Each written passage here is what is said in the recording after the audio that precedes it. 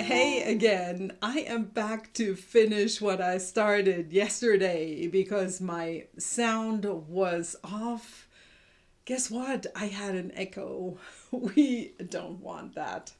So I wanted to tell you everything that I plan to let you know. Hopefully you're interested in that, and I'm gonna start. It's kind of mainly a little bit, not mainly a little bit, it's mainly about some stuff about how I organize myself with my writing. I thought maybe that's interesting to you. It's always interesting to me to find out more about how people do these things, and hopefully you're the same or similar. I want to start off by showing you my latest system for my samples. That's all the samples, all the ink samples I have right now, which is probably ridiculously little for some people. I just like them having them in the stand because it's the amount is so small that that it's fine. I can see everything, and it's kind of funny how I came upon this. I told my daughter, hey, if you see one of these lipstick acrylic things somewhere, let me know, text me, and then maybe I can, maybe you can buy it for me. And she's like, what? I think I have one of those that I'm not using. So it took us a bit to find it, but then we found it. I have it, and it's just perfect. And this is probably going to be the amount of ink samples that I strive to have. So some of these are already going down to pretty low, and that's good because then I have empty little bottles and I can send samples to friends, which is always great. This tall guy has beautiful Graf von Faber-Castell olive green that I talked about. That's in my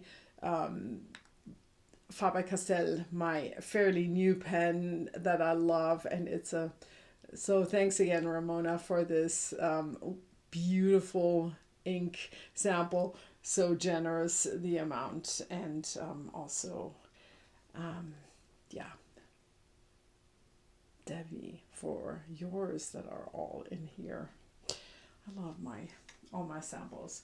So I have reorganized yet again this space a little bit because I got more ink bottles, and I'm still keeping all my inks up here on these shelves. They are up on two shelves, and actually you may be concerned as I was when I first started putting them up. Wow, you have them up there, you're like, what if they fall? But what I did was I have some what it's kind of a little bit like suede material, but it can you can it's kind of a sticker material. You can peel off the back and then it's sticky, and it's actually very, very good material that kind of prevents things from sliding. I'm not sure what it's intended for, maybe drawers or something, but that's what I cut to fit my little shelves, so I don't touch them by accident and something goes flying. Hopefully never ever. That would be a disaster. Next to this shelf, you hopefully can see my little sheep up there with the hook underneath, and that is where I keep my ink samples. So not yet a giant amount that I own, and I mean, not my samples, my sample cards. And this is what I'm using right now. Excuse me. I'm paranoid about the microphone not working yet again. So I've been making my ink cards myself from watercolor paper. They're a size 3 by 2, and then I round my corners and I punch a hole. Nothing super fancy. And as of right now, I have made cards of all of my inks. And the funny thing is that I started making the cards only when I was using the inks in a pen. So I could write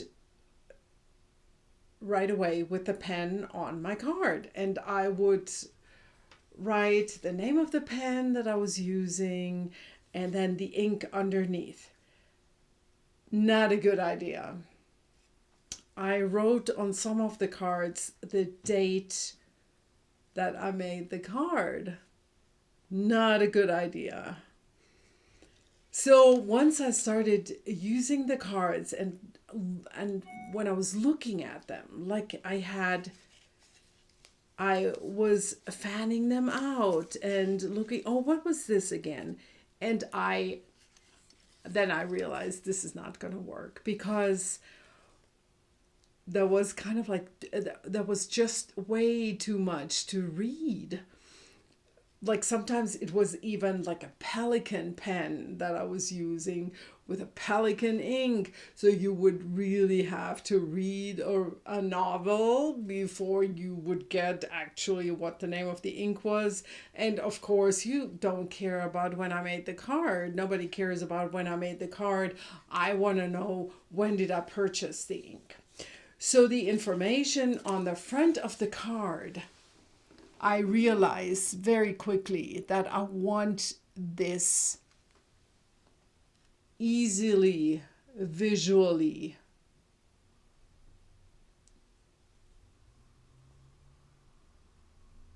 what are my words that I'm looking for? I just wanted to be able to see quickly and easily what's on the card, what the ink is. And so I decided this is going to be the name of the ink brand, the name of the colorway, and where I got it, sometimes in short letters like GP for Goulet pens, and then on the right, the date or the month and the year when I bought it, because that's going to be important in the long run. How long does one of these bottles last me? And then I've divided them up. I have shimmers, I have all the greens, I have all the blues, I have from yellow to from orange to red to brown, and the holiday ones, the holiday colors are separate, and those are the ones that are already hanging up there. Just 3: Noel, Holly, and Winter Miracle. So these are my ink cards. Oh yes, and Ramona, fantastic idea. If I really need more information about what's on the card, then I can of course put it on the back. I have also, and yet again, I hope you're interested in this. I'm just taking you along on this journey that oh my goodness, did you hear that? That was a bird. I am taking you along on this journey. So certain things I just want to share with you as they are changing for me and for my setup and everything. I've expanded the tools that I have. I've taken out some of the silicone grease that came with the TWSBI Eco pens, and I have a blunt syringe to get the very last ink out of those little sample bottles, really long. And then I'm finally owning Pen Flush, which is coming super handy.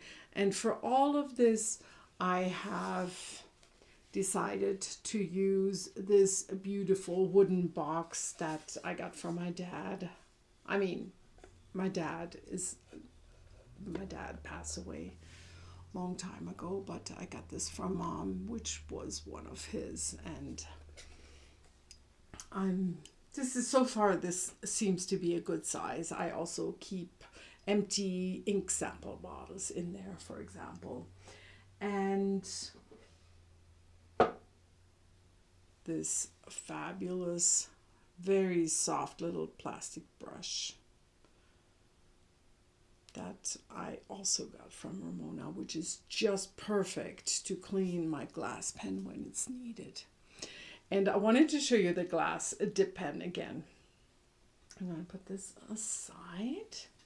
So look at this again. I showed it in the desk view video already yesterday, but I wanted to show you again where I have it, because I have 3 glass pens, dip pens, and 2 of them are so beautifully made that I don't keep them here where there's always something happening, a lot of movement, and I'm worried about them being knocked over. This is a very safe place. It's an old desk stand for a pen, and it's just perfect.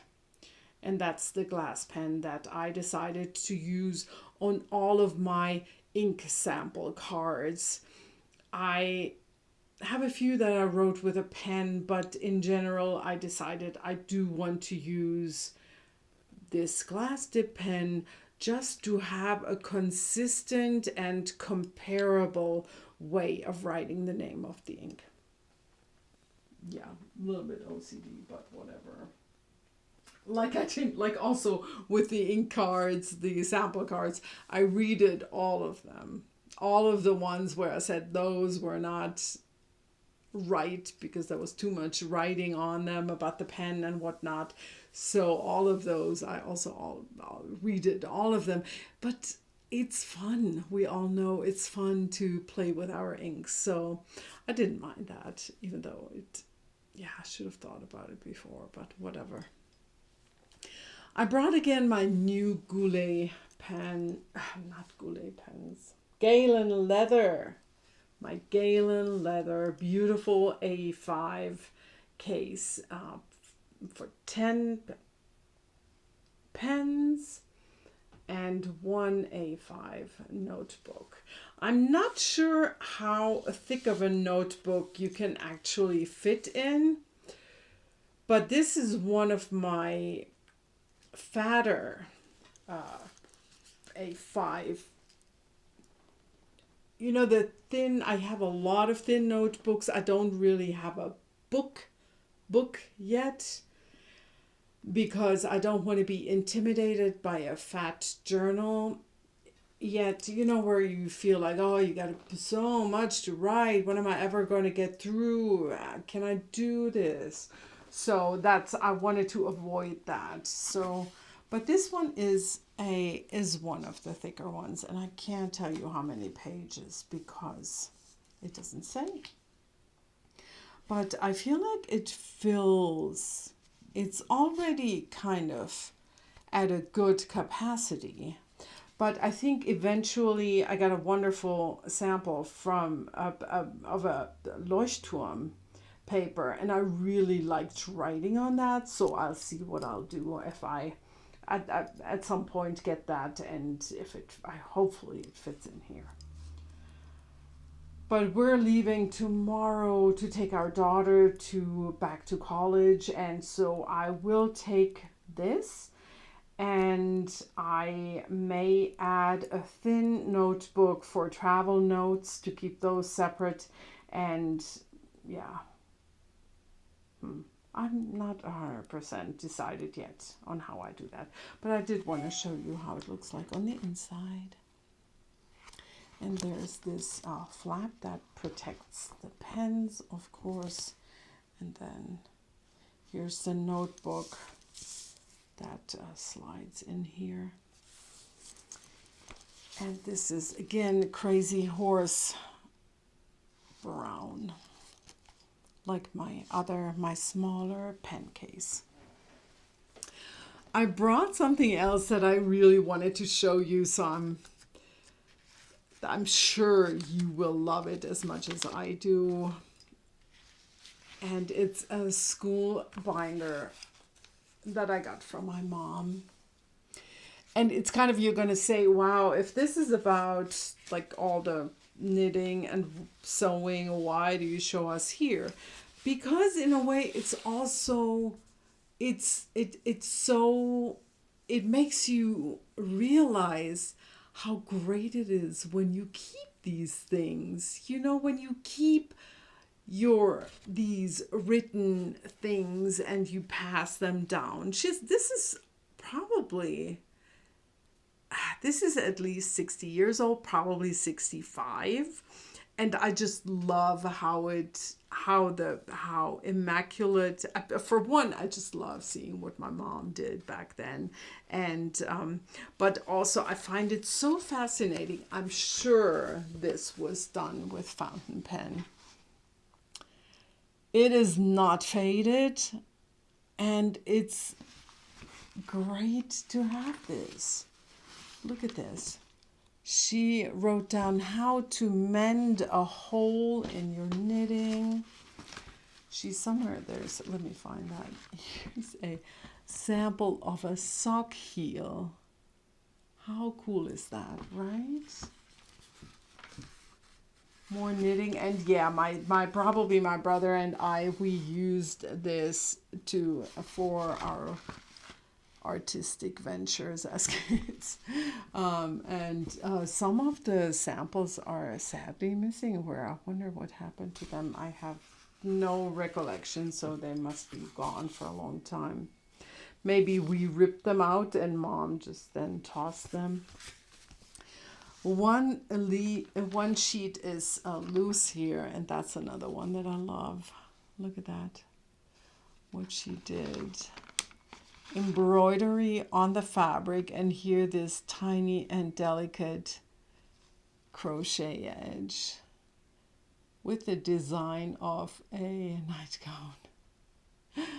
Oh, I just love it. I'm gonna have to, oh yeah, here it says, my Nachthemd. I will have to come up with something to preserve this, because this is already getting pretty ratty, and we want to at least preserve it the way it is right now. So I don't know, I'll have to figure out something. Okay, my friends, and this is all that you have missed out on yesterday when I messed up my sound. I hope this was entertaining for you, and thank you as always for watching. And until I see you again, I hope you're gonna enjoy your writing and your pens and everything you do with your paper. I did want to say, I wanted to record this 2 days ago when things went down the drain in Washington, D.C., which is mildly spoken. I'm not going to go into detail, but I wanted to say how ashamed I am of what happened, of what, what people are capable of, and to know that our president has caused this just because he's not able to face reality. It's just really so shameful. And also when we think of like the theme of racism and white supremacy that is always so present right now, and when you think about what that this must have been a slap in the face of every African American person, where there were like massive police. Every time there was a Black Lives Matter event somewhere, and now this, and where were people? Where what happened? I mean, this is Yeah. Okay. I've already said so much more than I meant to say. I just felt like I cannot leave this uncommented. But yet again, until I see you again, I hope you are well, and I'm looking forward to doing this again next time, and I'll probably see you with a knitting podcast next time. Bye.